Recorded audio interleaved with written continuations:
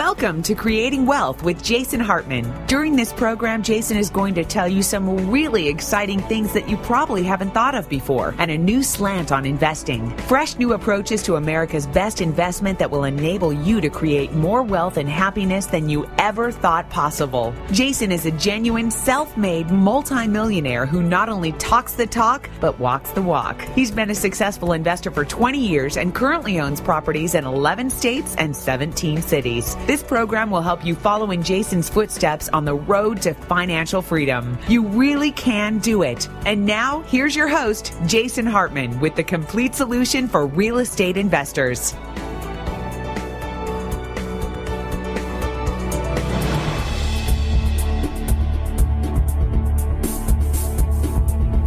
Welcome to the Creating Wealth Show. This is episode number 231, and I'm your host, Jason Hartman. Thanks so much for joining me today. And it is December. Wow. Where has the year gone, and where have the last 10 years gone?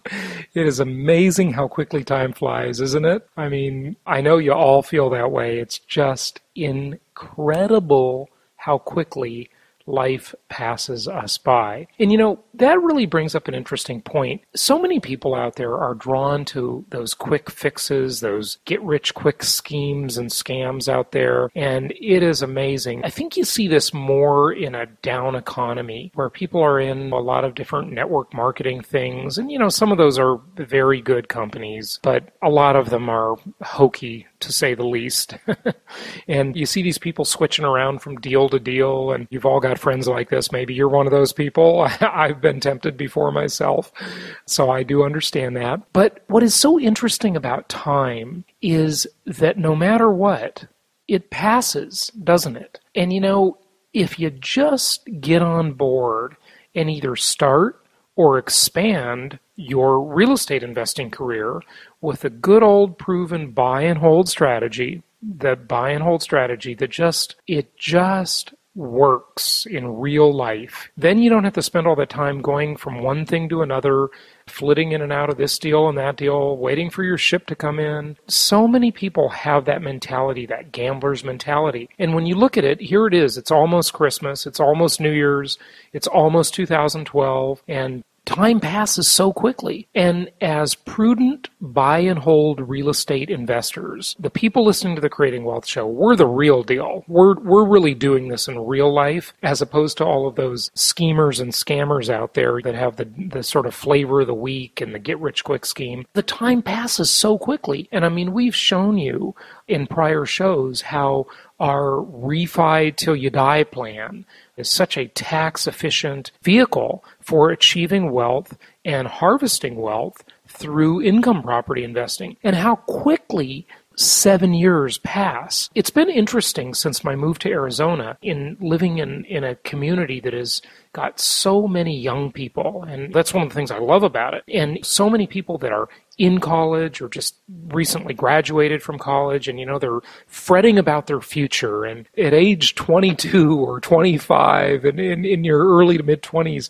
it seems like it takes so long to do this stuff. But you know, you let a couple of years go by and time passes faster and faster and faster. You know, I remember when I was a kid and I'd go shopping with my mother, for example, and we'd be in a store and all I would want to do is leave. 20 minutes seemed like a year, didn't it, when you were a kid? And I guess the reason time just sort of goes faster and faster, I mean, our perception of it obviously is what I'm referring to, goes faster and faster as the years go by, as we age, as we get older, is because our reference point is so much longer.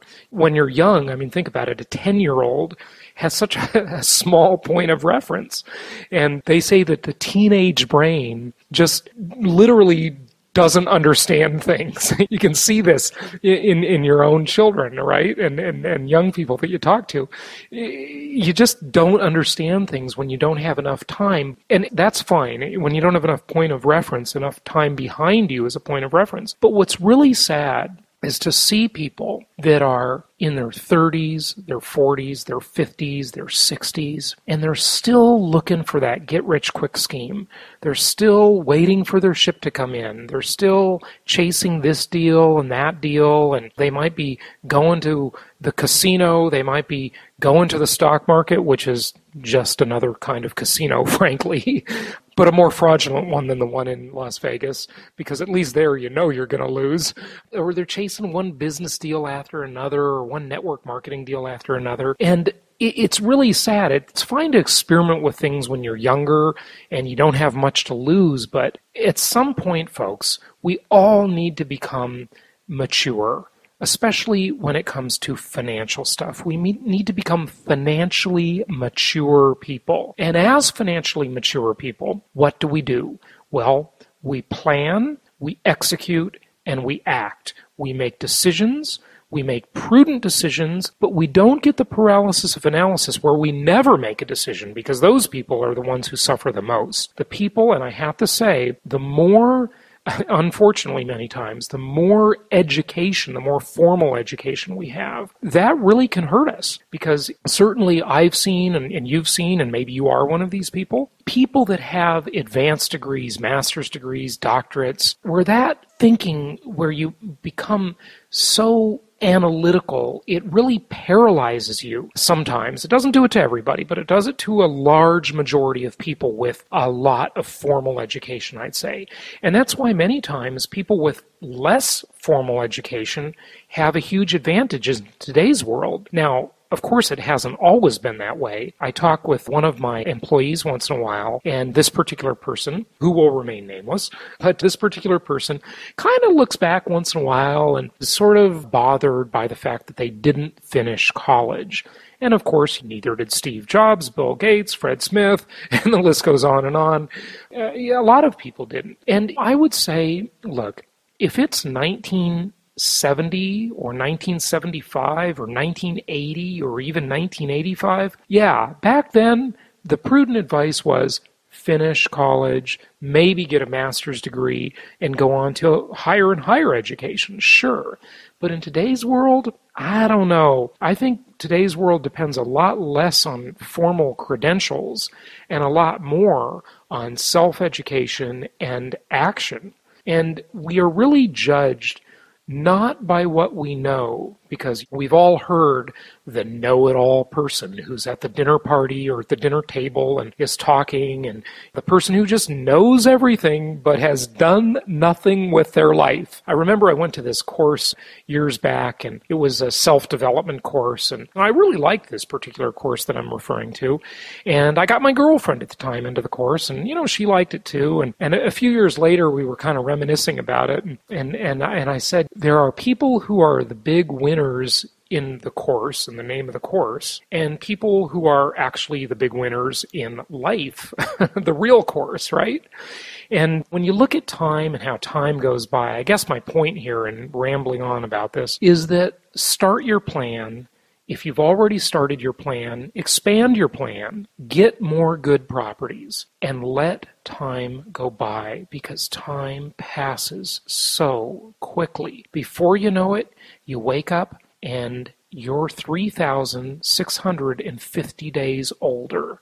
And that's about 10 years, isn't it? I mean, I'm not counting leap years in there, but it's about 10 years, 3,650 days, huh? 365 times 10. And before you know it, that income property that you purchased 3,650 days earlier has turned into some real wealth creation that allows you to do bigger and better things with your life. So income property, it's obviously the way to go. It's the most historically proven asset class in American history, if not in all of human history, frankly. Today we have a great interview with Doug Casey, and this interview is fresh. I just did it today, actually. He was in Buenos Aires. You may have heard of Doug Casey. He's rather famous as an author, and he's a bear. He's a pessimist. But I think you'll learn a lot from this interview. interview, and it'll be really interesting to you. A couple of things before we get to the interview with Doug, though, who came to us from Buenos Aires, Argentina, a country that has been riddled with economic crises and corruption, and I think you'll find that interview very interesting. But of course, what do we have coming up on January 7th? We have our Creating Wealth Bootcamp in Phoenix, and that will be a fantastic bootcamp. Again, the first one where you will get to not only meet with local market specialists, but tour properties with them. So what we decided to do, because a lot of you are asking about the tour, is this is not a formal tour the way we've had market tours like we did in Phoenix earlier this year, like we did in St. Louis just recently. It's not as formal as that. However, we did set a time, and that is Sunday morning, January 8th. That'll be the morning after our Creating Wealth Bootcamp, which is all day Saturday, January 7th. We will have at 10 a.m., we will leave the hotel, and by the way, I'll be giving you venue information on the future shows, and anybody who's registered will email it to you, but we will leave the hotel to tour properties in the greater Phoenix area. And we will probably do this with two of our different local market specialists with two different companies potentially, showing you some different types of properties. And speaking of local market specialists, we recently, well, not that recently, but about a month ago, hired a new area coordinator. And I tell you, she is really knocking them dead by bringing on some new local market specialists. And these aren't necessarily in new markets. In two of the cases, we've done some overlapping, and in one of the cases, we opened up an old market that we want to open up, but we didn't want to do that with our prior provider because we think we found a better local market specialist in that market. So look forward to that. We've got some new news coming up there. We'll have them interviewed on future shows and so forth, but some great new local market specialists coming on board. Again, one of the things that was said at the last Meet the Masters event that we had in Irvine, California last October was that this industry is really becoming a mature industry. And what do I mean by that? I don't mean the real estate industry. The real estate industry is an extremely mature industry. I mean, the National Association of Realtors, I think, has been around for over 100 years now. So I don't mean that when I say mature. I mean the investment property industry. And we're finding better and better local market specialists all around the country that are buying properties in bulk at auction or through various banking relationships. A lot of these relationships come from local community banks, not the big banks. Oddly enough, the big banks, a lot of times you just don't get the great inventory from them. They're so disorganized. They're such a mess, most of them. And no, I hate to talk about Bank of America that way, but it's not just Bank of America. Many of them are. But a lot of them, these are from local community banks and their REO or real estate owned inventory. And the local market specialists will just get this inventory through relationship with individual people on a much smaller scale, buy that inventory, rehab that inventory, and bring it to you, our client. Again, we've been really working on some new local market specialists and new markets too, but we like the markets we're in pretty darn well. And I know that may seem kind of boring to you that we haven't been adding a lot of new markets, but our markets are good. They're working. Why upset the apple cart? But we are constantly looking for slightly different price segmentation, product types, and submarkets within those markets. So more coming on that in the near future. Someone also asked me recently, kind of an interesting question. They said something along these lines, Jason, some of these guests you have on your show, they don't really seem to agree with your philosophy. And that's true. They don't a lot of times.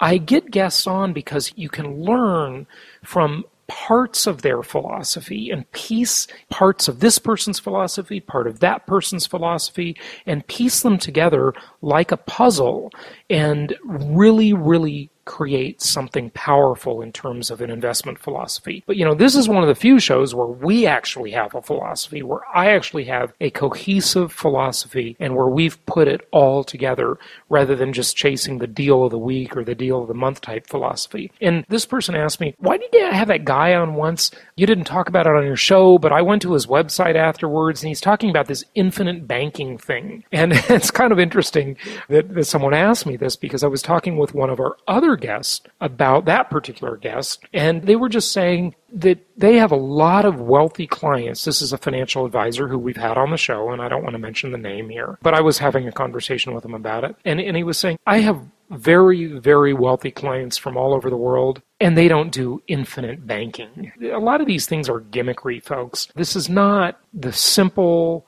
By the way, I think a lot of times gimmickry and scams and schemes are passed.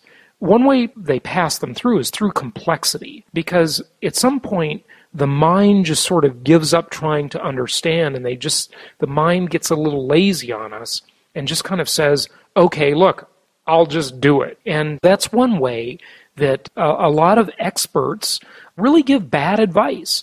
And they use gimmickry, they use complexity, they use overgeneralization, or just downright fraud. And I think downright fraud is the one we see largely in these pooled investments on Wall Street. And a lot of that fraud is frankly legalized. I think the whole lobbying industry is frankly kind of fraudulent. I think a lot of these accounting schemes that are totally legal are frankly rather fraudulent, the way assets and liabilities can be booked and special purpose vehicles can be used, thinking back to Enron and so forth. A lot of this stuff isn't actually illegal when you look at the real fine points of it, but it should be. And it's not illegal because of lobbying and because of all of these different ways that these big companies with massive resources get around it. And I heard someone interesting the other day on the radio talking about Wall Street. Actually, it was yesterday. I was listening to Money Radio, and they were talking about Wall Street and just saying that looking at all of these different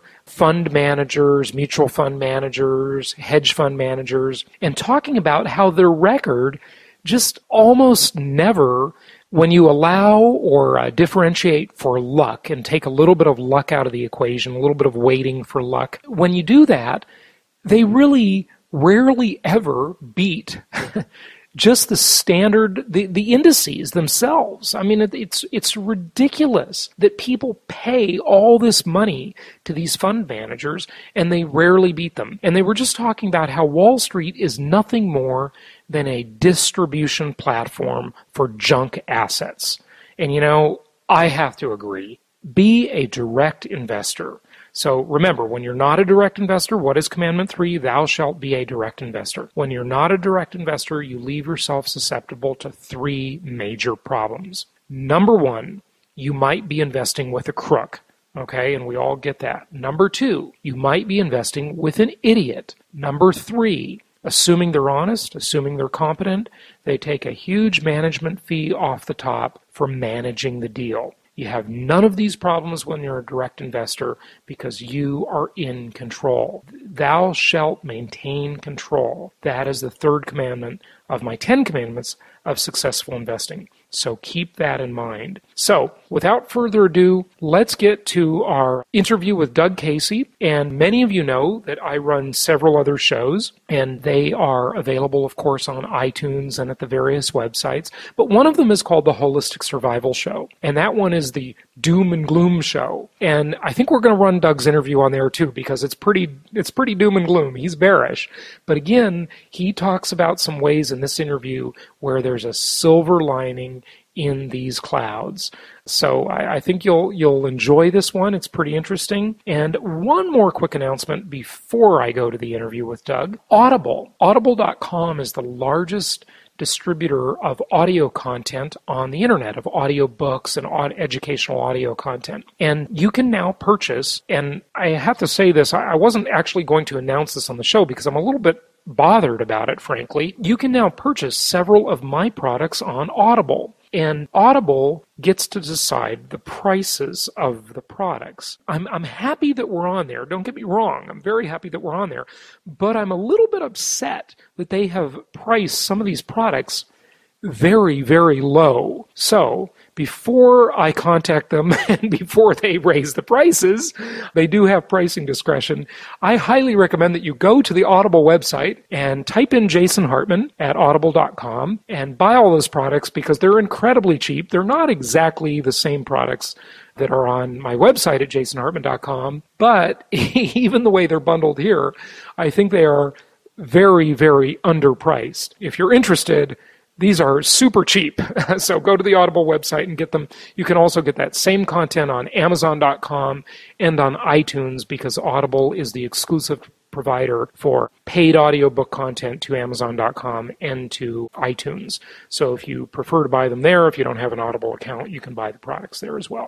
So check those out. We've got some of our Financial Freedom Report audios on there, and the Creating Wealth encyclopedias on there, and a few other things. And there are rather long free samples. You can listen to about 3-minute snippets for free on the Audible website. So that's audible.com and iTunes and Amazon. You can get them anywhere. So just wanted to mention that to you because a few of you have asked me, why aren't we on Audible? Well, we are. So take advantage of that, especially while the prices are at these giveaway prices right now. Anyway, I'll look forward to seeing you on January 7th. Of course, we'll be back with another show next week. We may have John Perkins back on to talk about being an economic hitman. And enjoy this interview with Doug Casey. We'll be back with that in just a minute.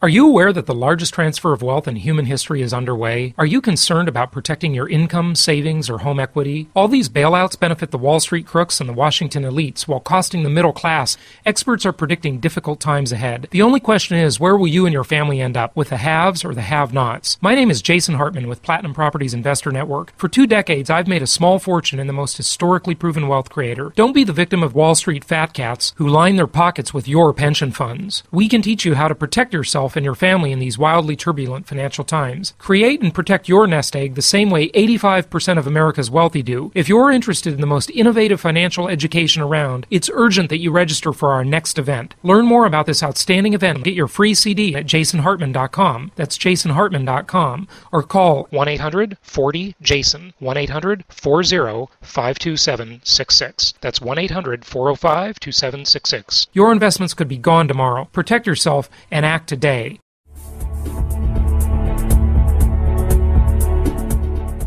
My pleasure to welcome Doug Casey to the show. He is the author of several books, including Crisis Investing, which spent multiple weeks as the #1 spot on the New York Times bestseller list and became the best-selling financial book back in 1980 with nearly 500,000 copies sold. And I think today you'll get a very international perspective on what's going on as far as the global economy and economies in various countries. And it's just a pleasure to welcome Doug from a beautiful city known sometimes as the Paris of South America, and that is Buenos Aires. Doug, welcome. How are you? Very good, Jason. Thank you. Well, it's good. It's good to have you on the show, and I've been following your work for a long time. Very, very fascinating. What is your take on what is going on in this world today? The Chinese have that saying, "May you live in interesting times," and I don't think they mean that in a positive way. Times are pretty interesting now, aren't they? Yes, and they're going to get more interesting from that point of view. My view is that we've entered upon what I call the Greater Depression. I call it the Greater Depression because it's going to be much more serious than the Great Depression was back in the 30s, huh? Exactly, but also much different from that, at least in many crucial aspects. So where are we in this adventure? I would say that we're still very early in the Depression, and that's not necessary. It was necessary that we have a depression simply because actions have consequences, but it's not necessary that this depression be as long and as dismal as it's going to turn out to be, because the government, which everybody believes should control the economy, is doing not only the wrong things, but exactly the opposite of the right things.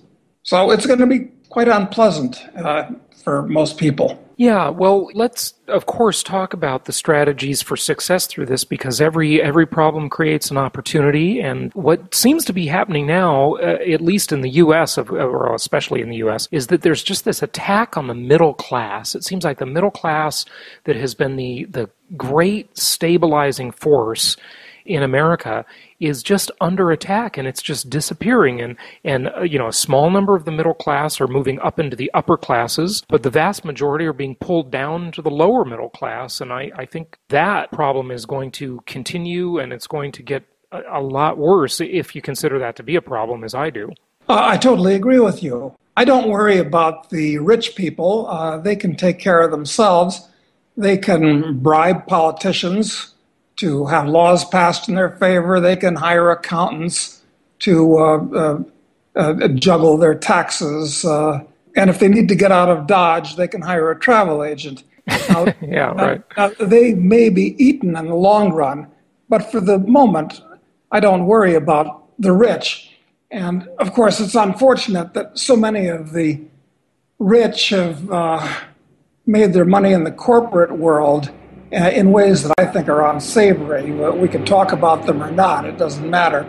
And the poor people, I think it's very unfortunate that they're being cemented to the bottom of society by all these government programs that actually make it in some ways advantageous to be a poor person. That's an interesting way you look at it, cemented to the lower classes, because politicians, they want to build and cement, using your words, I love that way you put it, this permanent voting block in by providing handouts and really keeping people down through these various government programs, whereas the foundational ideas of America was rugged individualism and the fact that anybody coming from anywhere, from any background, can make it in America and in other Western, less socialized countries. But that's really changing, isn't it? Oh, it is, and it's going to have very, very nasty social and political consequences in the future, the way that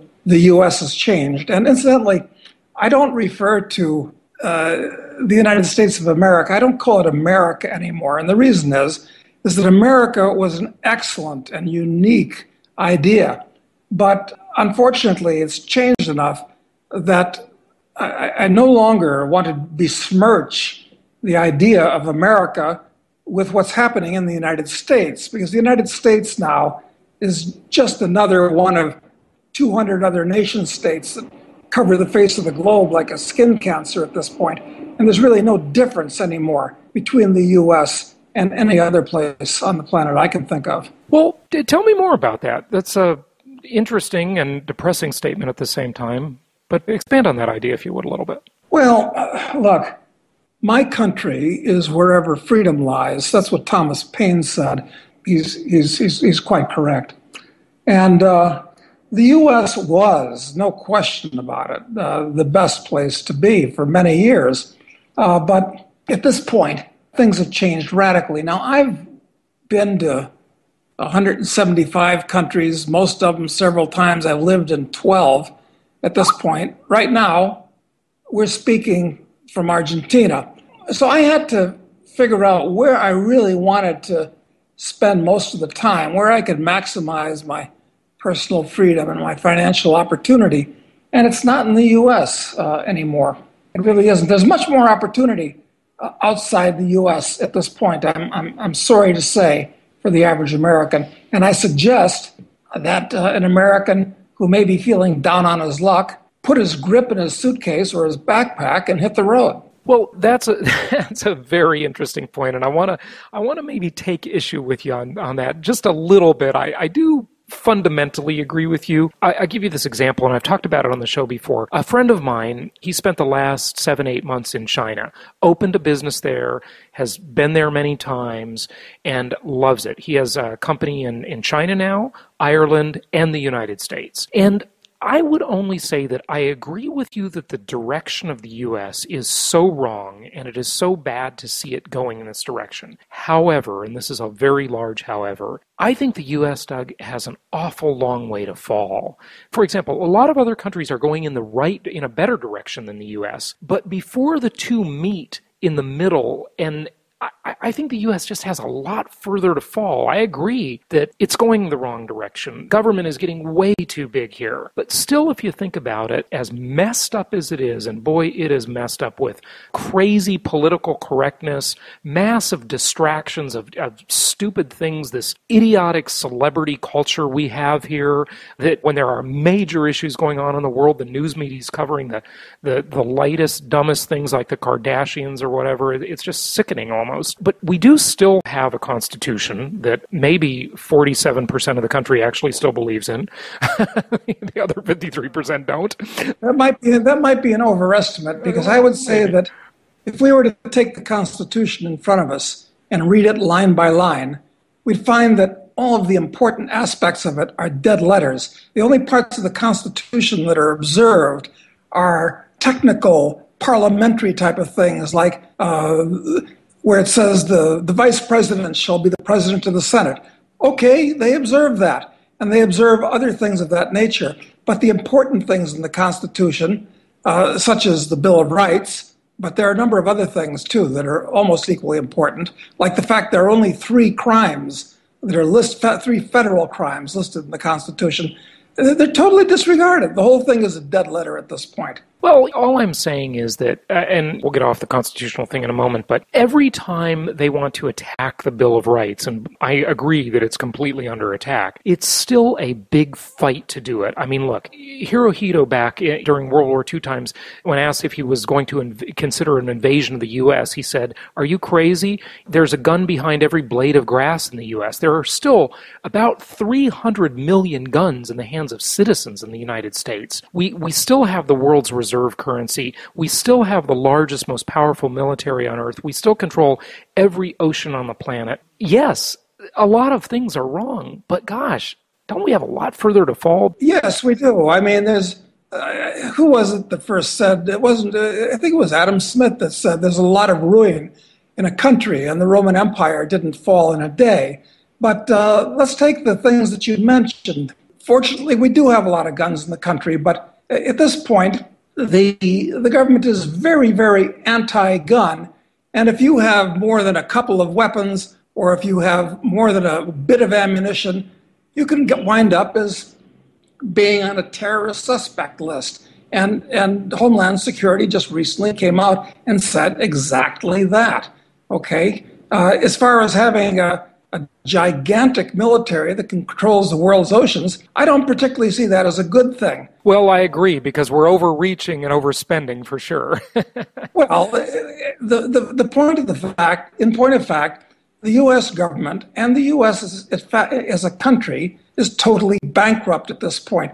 The government is running $1.5 trillion per year deficit, and that deficit is going up, not down.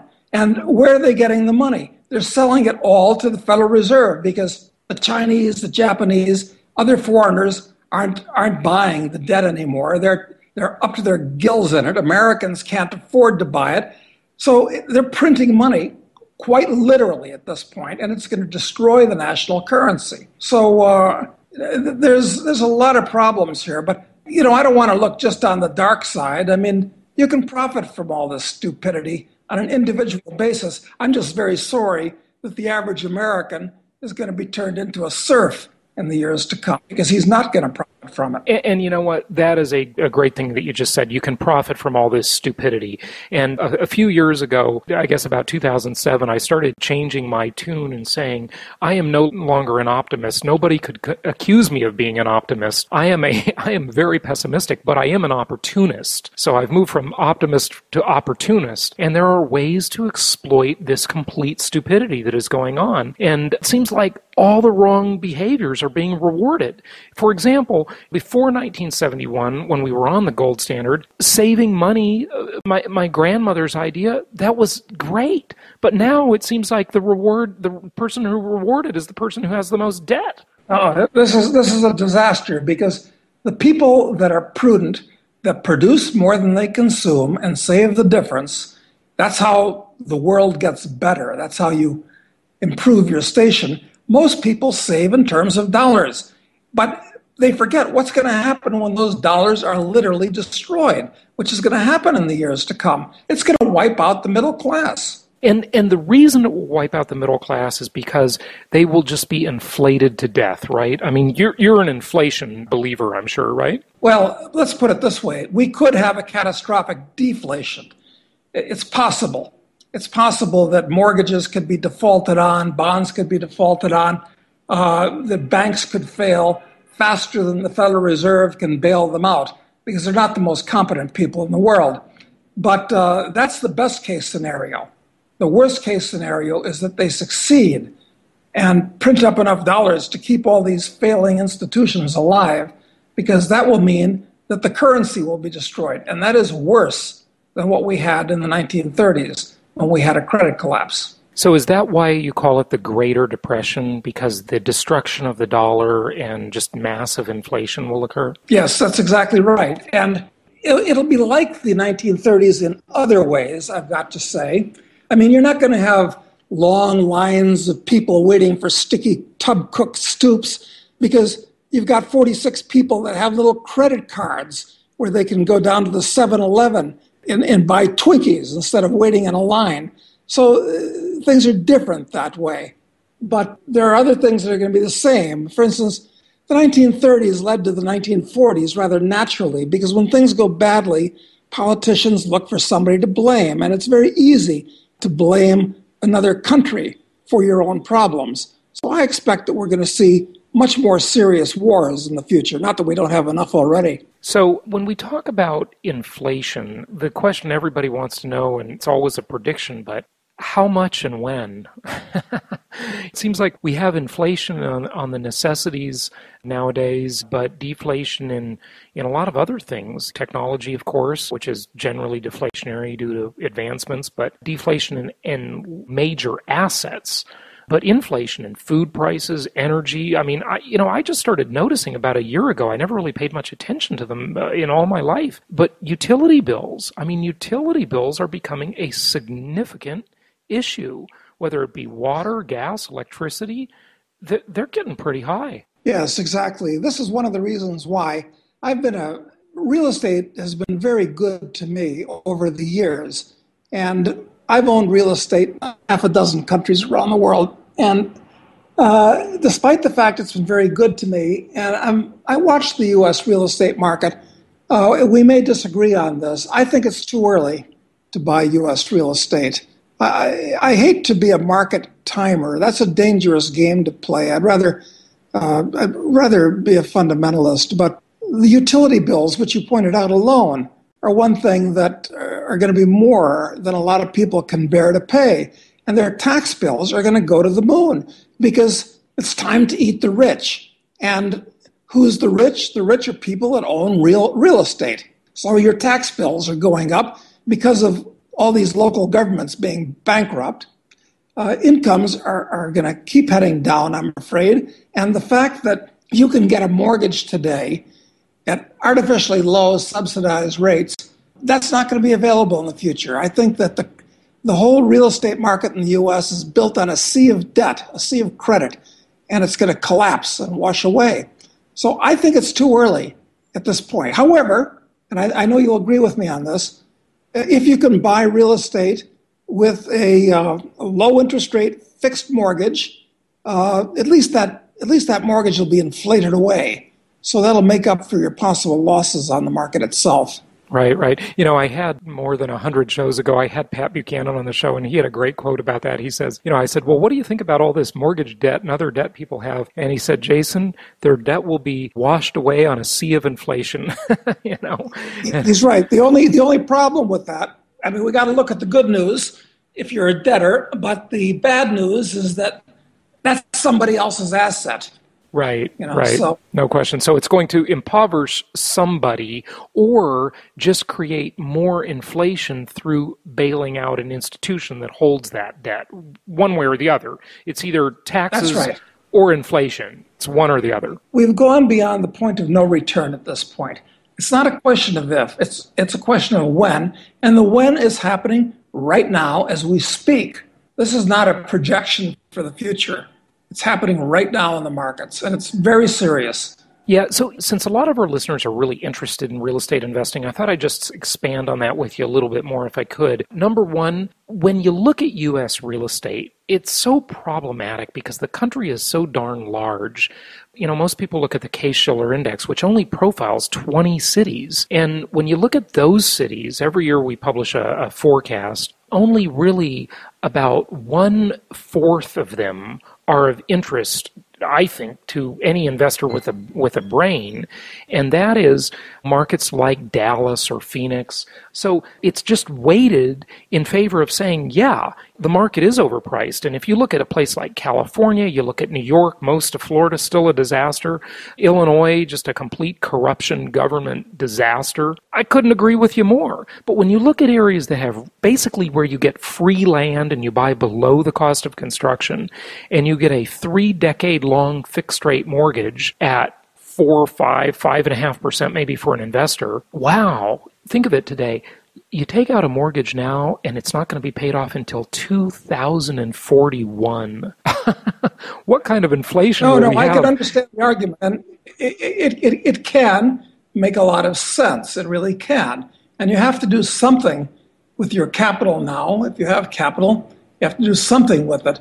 And so this is to me, it's a logical possibility. Not one that I favor above some others, but I understand what you're saying, and I think it makes sense. So when you look at that, what else do you think is the thing to do? I mean, I'm sure you're paying a lot of attention to the precious metals world because obviously inflation-oriented, or commodities in general.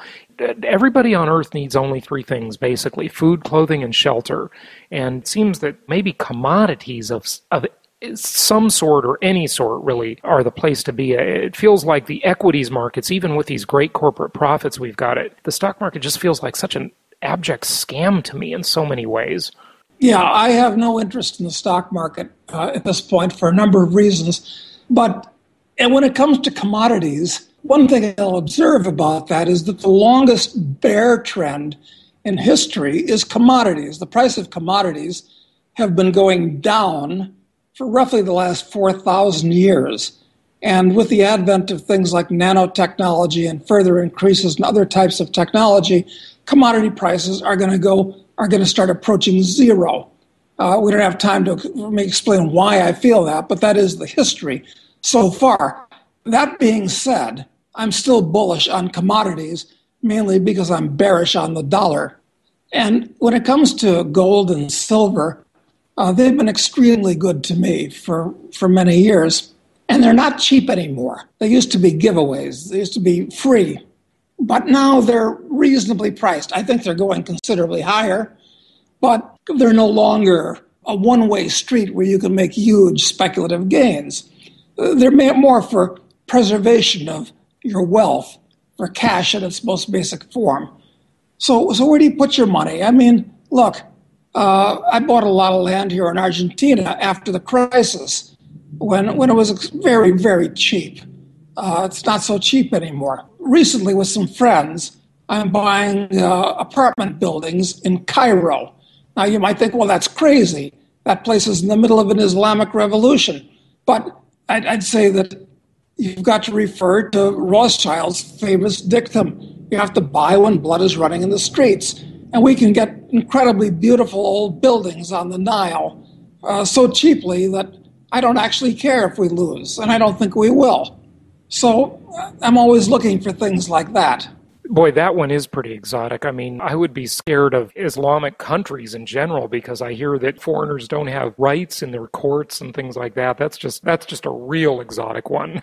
Well, there's problems all over the world. Look, I've spent a lot of time in Zimbabwe, started to go there during the war. And I haven't, I was last in Zimbabwe, I guess about 5 years ago. But, if I thought I could manage farmland in Zim, which I probably could by hiring the right people, I mean, I might look at that.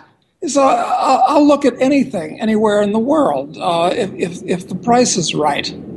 But one thing that's critical, absolutely critical, and most of your listeners, all your listeners are Americans, I think, is that the biggest risk you have in the markets today is not the markets, it's political risk. Your biggest enemy is your own government. It's hunting you like a lion hunts an antelope out on the veldt. And if you're not diversified politically, you're not diversified geographically, internationally, you're in a world of trouble. And this is something that most Americans are completely innocent of. They don't know anything about it.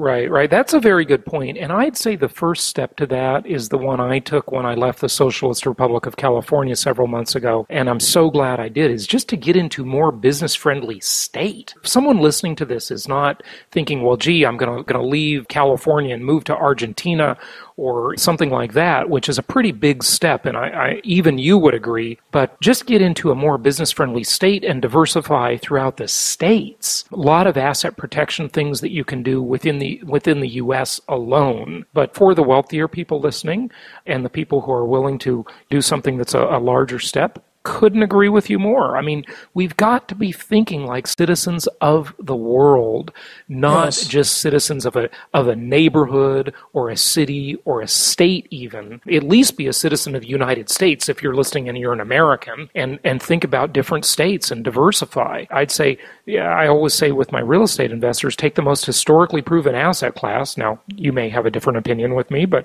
I think you like real estate somewhat, or if not as much as I do, but diversify geographically. So couldn't agree with you more. Great point. Absolutely. But, a lot of people are unaware of the fact that during the last Depression, when there wasn't nearly as much borrowed money under the real estate market as there is today, that real estate prices on both coasts fell about 90%. In other words, they fell about as badly as the stock market itself did from top to bottom. And unlike stocks, which I'm not a fan of, at least good companies pay dividends. Well, good real estate can give you a yield too. But don't forget, as we pointed out before, the utilities, the taxes, the maintenance. And when you rent real estate, you've got to deal with the people that are paying the rent. And this can be problematical. Well, and it's problematic, especially in areas where, like you said, political risk is the big risk. And I see all these investors investing in such landlord-unfriendly states like California, like New York, at least especially New York City. So the landlords just have no rights. And that's a part of political risk. When you've got to go collect from a tenant, a deadbeat tenant, you've got to be doing business in a place that is friendly to your cause as the landlord, right? Yep, absolutely correct. So it's a real caveat. There are very few bargains in the world today. At this particular moment, as I look at all of the markets across the board, commodities and real estate, holding cash and metals and stocks, and I look everywhere, I don't see many bargains today, and so I'm not active looking for them in the past, because the time to buy is when there are super bargains, when there's blood running in the streets, which is why I'm doing this Cairo real estate, for instance. But I think in a year or two, when there's complete chaos in the financial markets, that might be a time to cherry pick, but not at this particular moment. We're kind of in a twilight zone. We're still in the eye of the hurricane. We went through the leading edge of the hurricane in 2008 and 2009, and then we came out to the eye as they printed up trillions of currency units all over the world, not just the U.S., and now we're going back into the storm, and it's going to be a lot uglier than it was in 2008. Let me take a brief pause. We'll be back in just a minute. What's great about the shows you'll find on jasonhartman.com is that if you want to learn about some cool new investor software, there's a show for that. If you want to learn why Rome fell, Hitler rose, and Enron failed, there's a show for that. If you want to know about property evaluation technology on the iPhone, there's a show for that.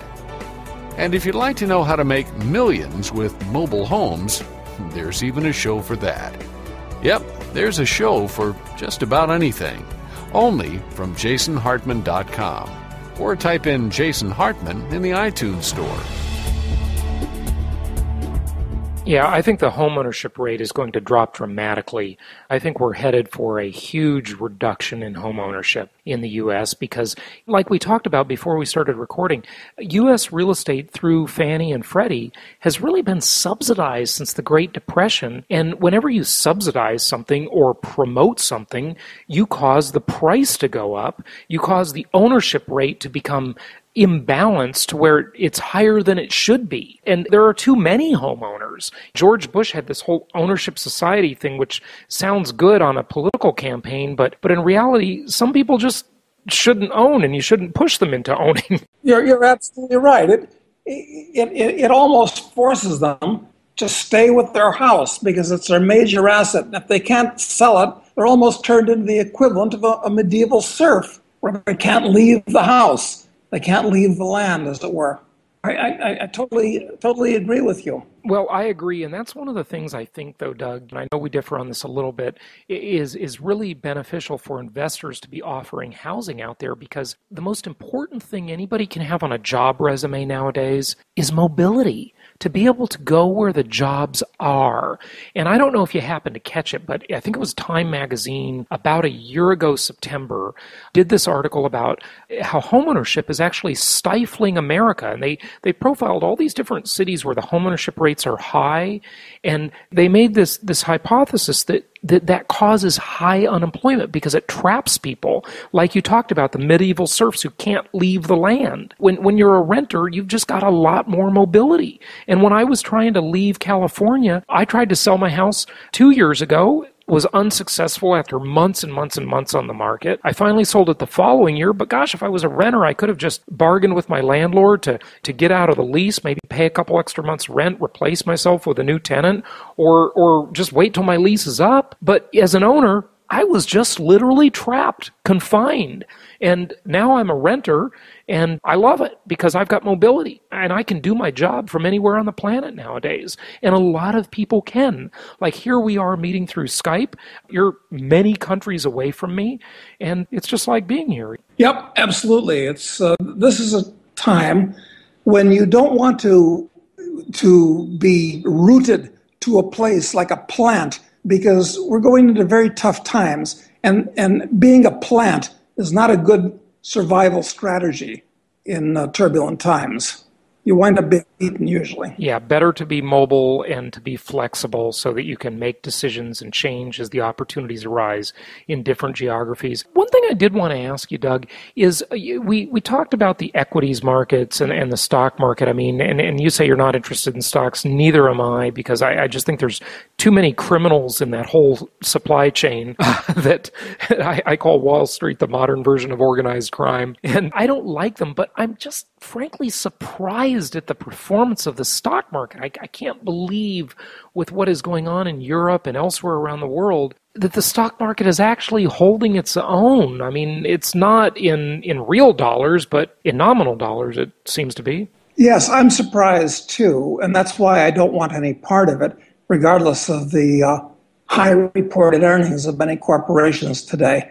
The only part of the stock market that I'm actually really interested in are the mining stocks, because with the metals as high as they are today, the mining stocks are actually making a lot of money. I mean, typically, let's say the average cost of mining an ounce of gold is $600 an ounce. The gold is $1,700 an ounce. These are big margins. Now, there are a lot of problems with the mining business, but those are excellent margins.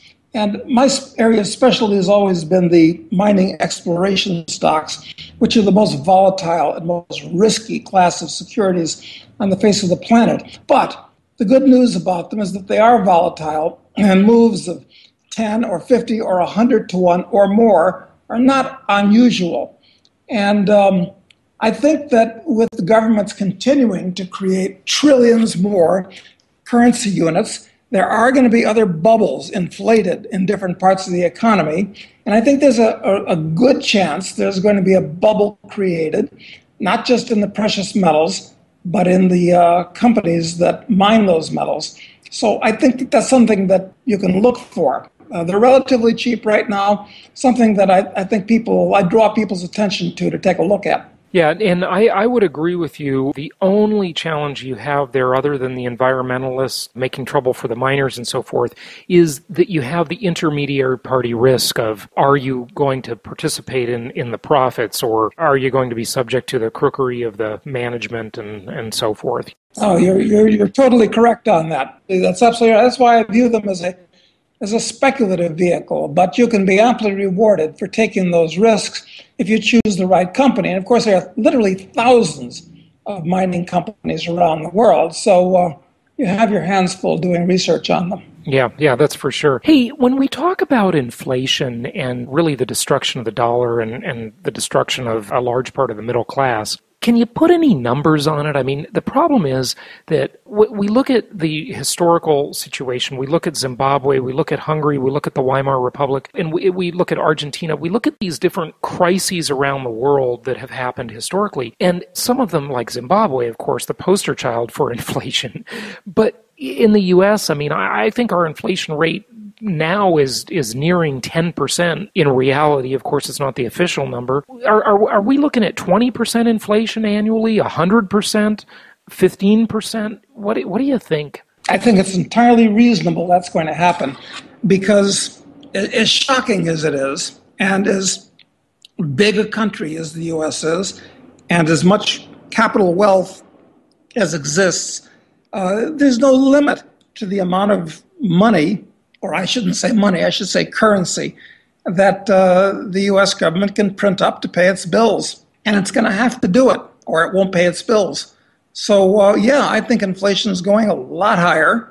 And this is, you're at the 11th hour right now to position yourself before everybody really knows it. So, yeah, absolutely. This is something of historic importance that we're facing at the moment. Yeah, it sure is. And that's why I like the real estate so much, because think about it. If you have 100% inflation in 1 year, that means your debt gets wiped out in a year. You have no mortgage debt, and then you do have commodities. You have all those materials, those building materials, and those usually keep pace with inflation. Now, I know what you said about nanotechnology, and technology can change that. But when they're really low-tech things like sticks and bricks and concrete, I sort of wonder how disruptive nanotechnology can be in those types of materials. Certainly in electronics and other materials like that, no question. Huge disruptions in terms of pricing and models and so forth. But, that's why I just like the real estate so much. I just don't know what else to do. I mean, I do the metals. I recommend people do the metals because it's a preservation of wealth, a defensive strategy, I think. But to be offensive, you got to have debt and commodities in the combination of the two. And plus yield at the same time, if you have rental yields. No, that's a very good argument. My only point of disagreement is I think the market could go lower, but maybe it is not important, because right now interest rates are artificially suppressed by the government and from Fannie and Freddie, which should be put out of existence. Of course, they definitely should. I'd love to see them go away, because there'd be a lot more renters. While they're still there and they're giving away money, yes, you should borrow it, and that loan will be wiped out in the future. So yes, I think it's a very cogent point you make. It would just be so nice if you could acquire those debt assets against other things like a business. I always say, or precious metals even, that real estate is the most debt-favored asset. They'll give you more debt on it at lower rates than on anything else. Unless you're part of the Federal Reserve scam, then you get to borrow for nothing also, and you get to borrow against nothing. Well, my guess is that after this crisis bottoms, and I don't know when that's going to be, but I would think at least 3 or 4 years from now, that at that point, mortgage money isn't going to exist in the U.S. at that point, and the market in the U.S. is going to be more like it is here in Argentina, or for that matter, most of South America or Africa or Asia or anywhere, except for Europe at this point. And that means if you want a piece of property, you pay cash for it. And that means that the prices are real. They're not inflated by a bunch of borrowed currency units. Right. But what surprises me is that when you have to pay cash, I mean, I was in Argentina, I was in Buenos Aires a couple of years ago, and it is not inexpensive there, and there is no financing. I mean, you pay $300,000 US for a little apartment, and it's old, and there's no financing at all. Yeah, see, but it depends on where you look. Like the place I'm sitting in right now, it's a penthouse apartment in the best part of the city. It's a building with a 24-hour concierge and doorman. This apartment has decks and verandas, and it's 5,500 square feet, 14-foot ceilings and all this type of thing. And 3 years ago, I paid $900,000 for it. Now, if I tried to buy this apartment in New York, I promise you, I would pay... You'd pay $14 million for it or something like that. I would say in that area, at least, yes. Right. Yeah, so you've got to look for these. You've got to look for these things, and so since I bought it, this place has about doubled. But still, for what I got, $2 million is like free by comparison with other major cities in the world. So it has doubled since you bought it 5 years ago, and mortgage financing went away. I mean, before the crisis, there was some mortgage. Forget about it. There was some mortgage financing before the crisis, right? No. There hasn't been mortgage financing in Argentina for years and years and years. I don't know when the last time you can get. Maybe a seller will give you financing for 2 years to get the deal done. But that's about it. The last thing I want to ask you about, and this Argentina obviously had quite a situation with this one, is the retirement accounts. As our hungry, intrusive, overbearing, spendthrift government in the U.S. looks for money to feed its machine of handouts and vote buying, I am very much thinking that one of the places it's going to start looking very soon is to nationalize people's retirement accounts. You're absolutely correct. That's what they did here in Argentina. This government here is way ahead of the U.S. in tricks like that. In fact, it's almost like the U.S. is taking lessons. They're using the Argentinian playbook. Yes, exactly. So yes, I think if you have an HR 10 or a KEO or these different types of pension funds, you're going to find in the U.S. that they're going to say, we're going to make it a law. You have to buy half or more in government debt for your own safety, of course. And that's just a scam to finance their budget. So your pension is in great danger. Let me point something out. There are ways around this. We talk about this on our website where it's possible still to internationalize your pension and to buy real estate in a foreign country. And they can't nationalize that. They can't make you. It's very hard to make somebody sell real estate.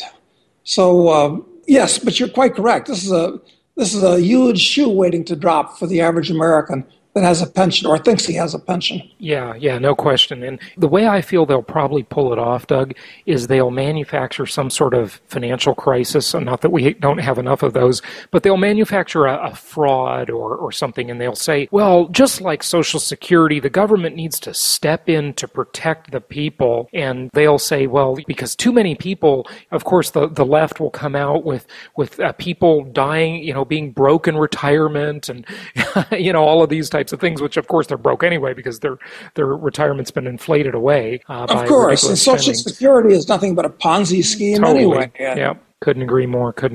Well, it's pretty amazing. And that's one of the reasons I think if people take and they create a self-directed plan, as did I a couple of years ago, through one of these custodians like Entrust or any of the other companies out there that do it, a self-directed plan where they can buy real estate or they can invest in trustees within that plan, that's awfully hard to nationalize. But all the suckers who are in the stock market, that's just a paper transaction. That can be nationalized very, very easily. And if you're going to have a retirement plan like that, I say get it as a self-directed plan because it'll be a lot harder for the government criminals to nationalize it. No, that's right, Jason, because of course people unfortunately conflate the U.S. government with U.S. society, but they're two different things.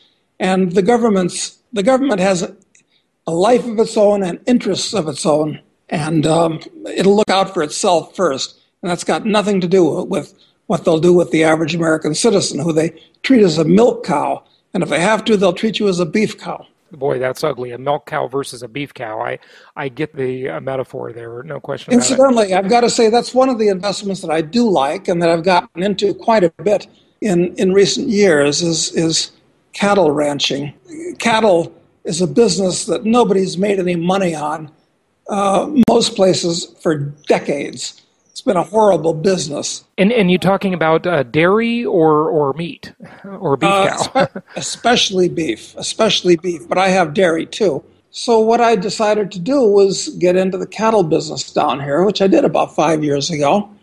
And we've built our herd up to about 1,600 breeding heifers at this point. We're going to take it to 10,000 breeding heifers. And I think that one commodity that I am bullish on, that's why I got into the business, is beef. For a lot of reasons we don't have time to go into now, but I draw your listeners' attention to that particular area. I'm not talking about speculating in commodity contracts.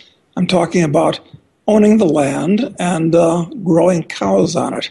And of course, down here, our cows are all grass-fed, and we don't put them in feedlots full of pump them full of hormones and stuff like that, right? Steroids and antibiotics and horrible conditions. That's not the way it works down here. Yeah, well, so it works in a much more natural way. And, Argentina is famous for their beef, and it's fantastic down there, I must say. Definitely agree with that. Well, Doug, I want you to give out your website, but I want to ask you one more thing just before you go, and I appreciate you spending so much time with us today. Your thoughts on the Occupy Wall Street movement?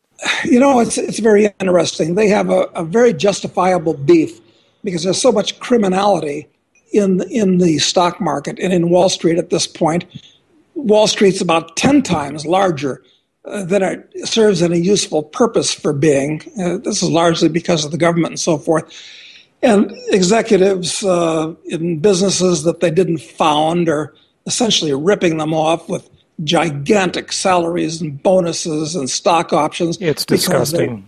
Yeah, because they can. So these people are justifiably angry. I understand that. On the other hand, they're rather inchoate in their rage, and their solutions seem to be exactly the wrong thing. The idea is to make the government smaller, which will collapse all these parasites on Wall Street, as opposed to try to regulate them even more and tax them even more, which is what these people seem to want.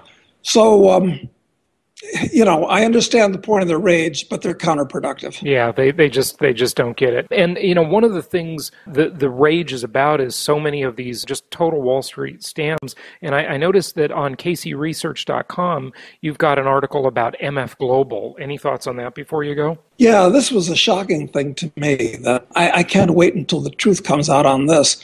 This is really almost unprecedented that a commodity firm went down and took all of its customers with it.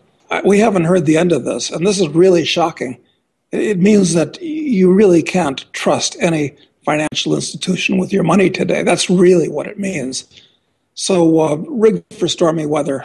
We're just barely going into the storm now. Very good point, very good point. And one of the things I have thought for a few years now is that the COMEX exchange is a Ponzi scheme, potentially. Who knows if there's any real metals behind that with all these ETFs and hedge funds. It's just crazy. It's probably all fiat money. No, you're right. This is corruption just rules the day throughout the financial markets. So the wisest thing you can do is have some gold and silver in your own possession and own some real estate. Good idea. Diversify internationally. But corruption is rampant everywhere. It sure is. And take on a lot of debt. That's the other thing you didn't mention. But have a lot of long-term fixed rate debt. Make sure it's long-term fixed interest rate debt. No question. Which I'm sure you would have mentioned. Couldn't agree more. Well, Doug, thank you so much for joining us today. CaseyResearch.com is your website. Did you want to give out any others? Tell people where they can get your books or anything? No, if people go to CaseyResearch.com, we have free blogs and all kinds of stuff that I think they'll find of interest. And Jason, I want to thank you. This has been most pleasant talking with you. Well, likewise, and thank you so much for joining us, and you have a great holiday. Thanks, you too. Now you can get Jason's Creating Wealth in Today's Economy home study course.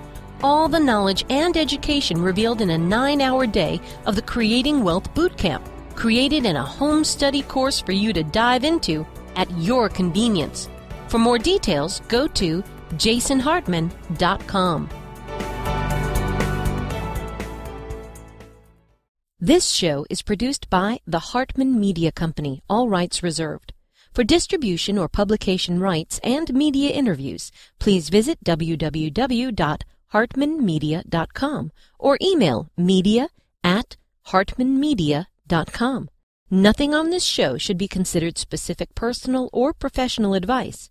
Please consult an appropriate tax, legal, real estate, or business professional for individualized advice. Opinions of guests are their own, and the host is acting on behalf of Platinum Properties Investor Network, Inc. exclusively.